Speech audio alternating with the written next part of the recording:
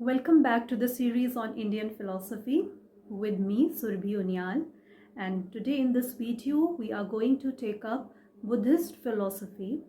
So as most of you must be aware that Gautam Buddha was the founder of this school and his original name was Siddharth, while this title Buddha was given to him afterwards as a sign of enlightenment. Buddhism is divided into many philosophical schools and it has a very vast literature. And it is very tough to categorize what exactly are the teachings of Buddha and what are the interpretations or the elaborations done by his disciples. Because Buddha gave oral teachings and they were recorded later on by his disciples. So it is very tough to certainly say what exactly are the teachings of Buddha and what are the interpretations done by his disciples. Buddha was considered as an ethical teacher and a social reformer rather than a theoretical philosopher. He kept silent on the metaphysical questions by saying that metaphysical questions are futile, and he argued against them by saying that metaphysical speculations, they are neither profitable nor do they lead us to the highest good. So we must not engage in these metaphysical speculations. He gave an example to make this point more clear by taking an example of a man who is hit by an arrow. So he says that only a foolish person who is hit by an arrow, only he would be the one who would look for the origin, the maker, the thrower, what the arrow is made up of, and so on. So these are the metaphysical questions related to the nature of the arrow, that what it is made up of, okay, or who is the one who has made it and who is the one who has hit him. So he would be foolish if he engages in these speculations rather than immediately pulling it out. If he sits back and think over these questions or speculate these questions, that is not going to remove the pain that he is getting from that arrow.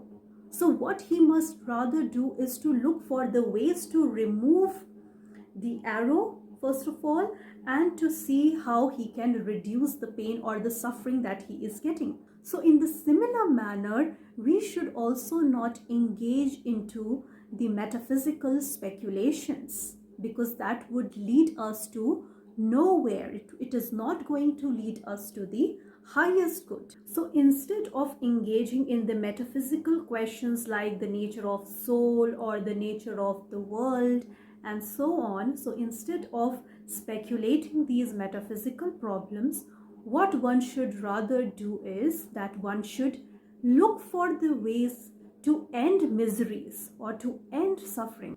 This reluctance to discuss the metaphysical questions about the things beyond our experience and his silence over them was interpreted by his followers in different ways, and thus it led to the rise of different schools of Buddhist philosophy. The questions which were not being discussed by Buddha are known as indeterminable questions, and those questions are: is the world eternal, or is it not eternal? Is it finite, or is it infinite? Is the body and the self the same, or is the self different from the body? Was the Tathagat born after death, or he was not born after death? Is there rebirth and also no rebirth, or are the rebirth and no rebirth both false? In order to answer these questions, Buddhist philosophy is divided into two main schools, Hinayana and Mahayana. So let us now discuss the main teachings of Buddha. The main teachings of Buddha can be said to be threefold, which are: the first one is the Four Noble Truths. The second is the Eightfold Noble Path. And the third one is dependent origination, or which is also known as pratitya samutpad. So these are the three most important teachings of Buddha. So let us start with the Four Noble Truths. Buddha has presented the Four Noble Truths, which are also known as Arya Satya. The first one is that there is suffering or dukh, that our life is full of miseries, it is full of pain, it is full of disease, old age, death. तो हमारी जो life है it is full of sufferings. Fine.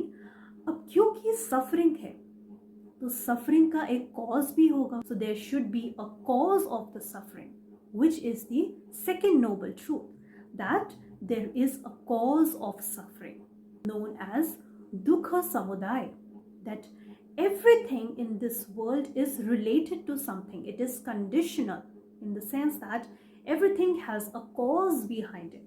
In the similar manner, even suffering has a cause. क्योंकि suffering है तो उस suffering का एक cause भी होना चाहिए.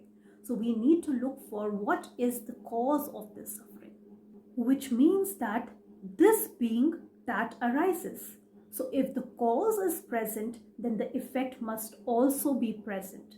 Okay, the cause will lead to an effect. And this is what is known as dependent origination or pratitya samutpad, which is considered as the third most important teachings of Buddha. That there is a cause. Everything has a cause.